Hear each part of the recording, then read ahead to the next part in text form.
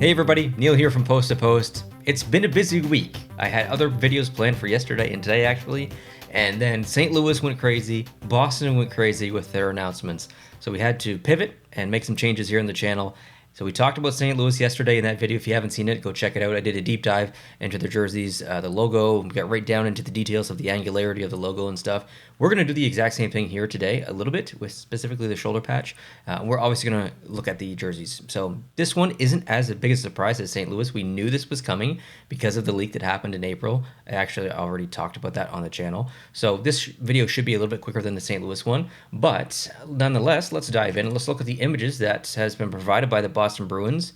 And I'll just go in order of how I saw them, essentially, and how they were released. And we'll just talk through them. So this first one, well, I guess my first impression is I love it. I don't think Boston had bad home jerseys or bad away jerseys, but I like the retro look here. Boston's it's an original six team. It's an old team, so it fits that kind of retro mentality and retro visual. This is it's the Happy Gilmore jersey, and I love this. And it just makes me very nostalgic as someone who grew up during that time when that movie came out. I think this is the perfect move by the Boston Bruins. A perfect design, honestly. I really like it. I love the fact that they just let the shoulders breathe up with the black. There's nothing up here. I think that's excellent. And the uniform also looks tremendous. So not a Boston fan, but a fan of these uniforms for sure. Next image, you got Pasternak here, and you don't see a shoulder patch there, but we will talk about that soon because it's actually on the other side. And from that angle, it looks pretty good. Let's continue, and you can see McAvoy and Pasternak together. Now you can kind of see that shoulder patch just creeping in there a little bit. You can see the number kit as well. It's got a pretty thick white stroke on it, maybe a little bit thicker than I would have anticipated. It almost is a little bit too bright in that section. You almost need like an interior black stroke or something just to add a little bit more separation, but it's okay. Moving on, there you go. There you can see the logo. I'll zoom in so you can see a little bit more, although we are going to take a closer look later.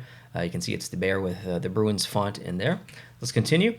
Get a full, head to toe look at this uniform. I don't love the fact that there's only one shoulder patch on there. I would have preferred some symmetry and have them both. Have both or have none. I don't love the idea, especially on that side where you have jerseys with season A's and you're already weighted visually from the A, and then you add another shoulder patch on there. It just makes the jersey look very off kilter, just from like a visual perspective. And then this is empty, so I'd prefer to see it on the other shoulder if I'm being super nitpicky. Let's move on. Another look. You got the Boston Bruins font on the front of the pants. I think that's pretty good. That's a nice word mark, even though I'm not a fan of word marks in general. So yeah, looking good still. And I forgot I had this image. It is a better look at of the shoulder patch. I like the shoulder patch. It's cool. It has some flaws and some what I think are pretty serious design flaws, which we'll talk about. But in general, I like it. Now moving on to some graphics and images that they provided on their social media. So you can see the away jersey here. It's essentially an inverse. Obviously, the logo has been inversed color-wise.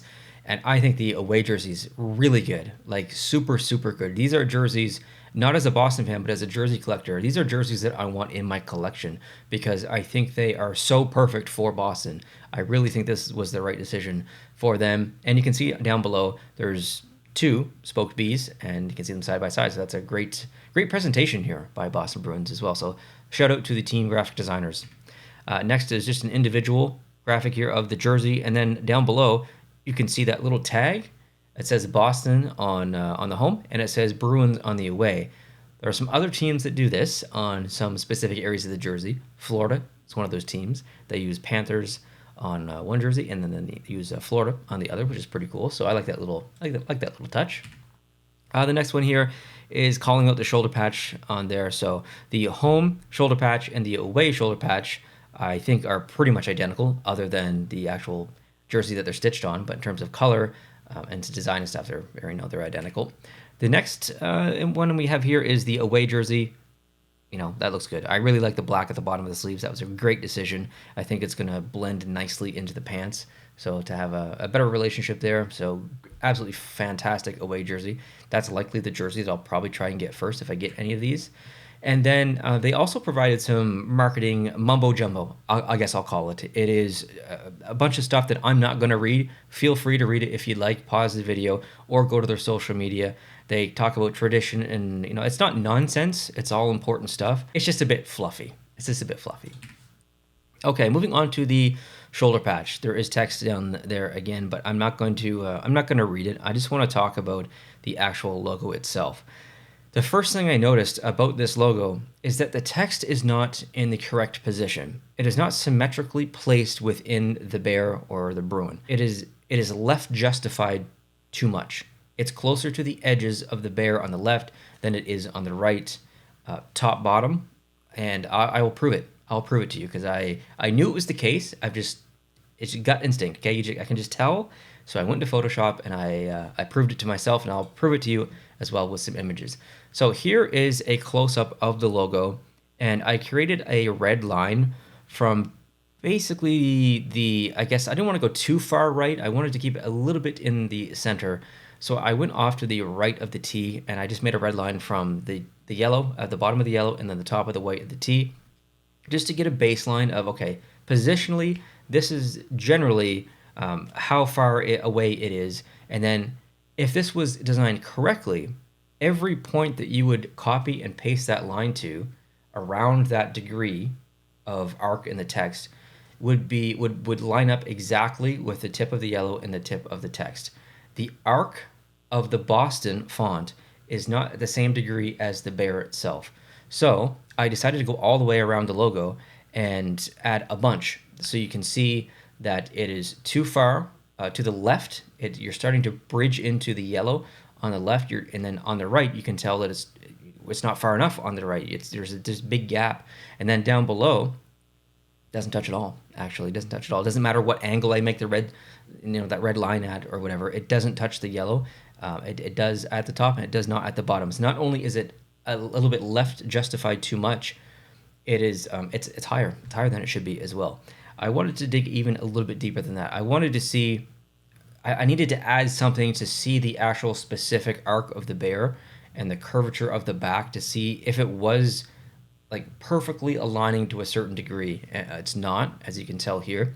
And then I wanted to see very specifically if the actual arc of the text was symmetrical and centered, like just not where it was on or within the bear, but the degree of arc in general of the text.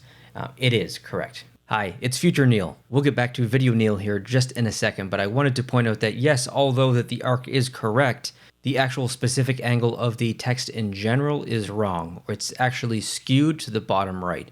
I'll prove that by introducing horizontal lines at the top of the left of the B and the bottom of the left of the B. And both of the corners of the left of the B, if you follow that both horizontal lines across to the right, you will see that they do not align with the top of the right of the N and the bottom of the right of the N.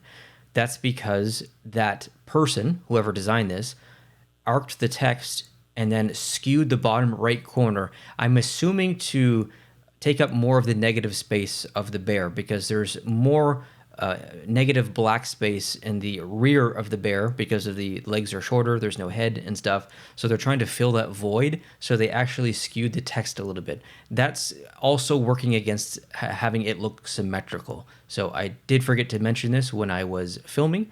However, Future Neil has fixed this mistake. So back to Video Neil. I think this is a mistake that shouldn't have happened. And if it's not a mistake and that was on purpose, well, I think that's wrong.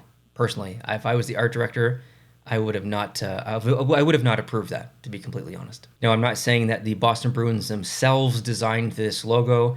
Very, very typically in the world of graphic design and media and big companies and stuff, yes, they might have an internal graphic design and marketing department, but they would hire an agency, a marketing agency, to create a rebranding for them. So I'm not saying that anyone on the Boston Bruins actually designed this logo or made this mistake. I'm saying that whoever the Boston Bruins hired, whatever agency, if that's the case that happened, they made the mistake and the Boston Bruins did not notice it.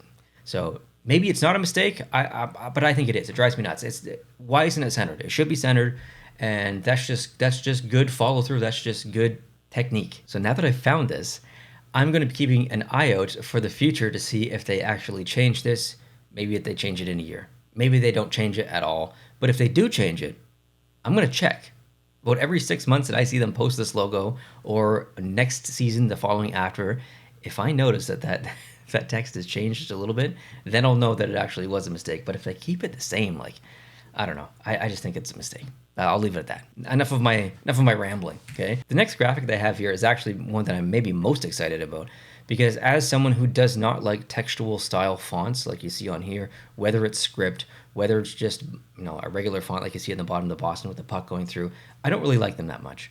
I think they're mostly executed poorly in the sport of hockey. Baseball, fine. I've seen them in some other sports as well that are fine. But in hockey, I just don't think that they always fit. I think more often than not, they don't. But with that said, I really, really like what the Bruins have done here with this word mark. I think that is absolutely fantastic. Whether it says Boston or whether it says Bruins, it doesn't really matter. It's the same typeface. And it looks so good with that very basic, almost chalkboard style drawing of the hockey stick. I can absolutely see that on the front of a future Winter Classic jersey. I wouldn't love it, but I'd like it for sure. I think having that little bit of element of hockey and the sport itself really transcends a script font into a hockey logo, if that makes sense. So I like the hockey element that's in there. I think that was a great decision. Again, whether it was the Boston Bruins who did this or an agency that they hired, whoever made this decision, I think made a really good one. And I think that looks so good. That's going to look good on the front of a hat, on the front of a t-shirt, on a future potential jersey for sure. On the front of the pants. I think that would have been a great logo for the front of the pants. So anyways, I really like that. I think the Boston Bruins made a really good decision there. And overall, obviously I'm being a little bit crazy with the alternate logo or the shoulder patch, but overall, Boston did a great job, a really, really good job. I'm super pleased with their decision. I would probably give it a 9 out of 10, maybe 9.5 out of 10. I can absolutely see them, or hoping that they use this home and away for at least 6-7 years. I would really like that a lot. And I think Bruins fans are happy with this as well. Nothing wrong with their old jerseys, like I said. Nothing wrong with the home, nothing wrong with the away. Maybe they bring that back as an alternate in the future or something. But yeah, I think this is the right direction for the Boston Bruins. Sometimes you need to look back in your past, especially when your past is so vast and so rich and in history that the Boston Bruins have. So we're in a retro phase now in the NHL with a lot of teams. So some teams are stepping back. Eventually, we're going to get to the jump forward stage again, the modern stage. We saw that in the 90s and the early 2000s. We'll get there again, okay? Things are going to flop. Everything's in a cycle. It'll happen, okay? The retro will die, but right now we're in the retro phase. And the Boston Bruins are on trend. So I will leave it at that, and now it's your turn. If you've got a couple of minutes down below in the comment section, let me know what you think of the Boston Bruins decision here, home and away. Let me know which one I should get first. I will unbox it on this channel, and we'll take a deep dive and really inspect that alternate or that shoulder patch in person. And I might have to get a ruler out and everything. But yeah, anyways, actually, I have one right here. There. I don't know why I have a tape measure there, but I do. So anyways, yeah, leave your comments down below in the comment section. I'd love to hear from you, because I know there's some diehard Boston Bruins fans and obviously some diehard jersey collectors and jersey fans. So let me know what you think. Have a great night. We'll talk to you very soon in those other videos that are coming very soon that were supposed to be released yesterday and today. So we'll see you then. Adios.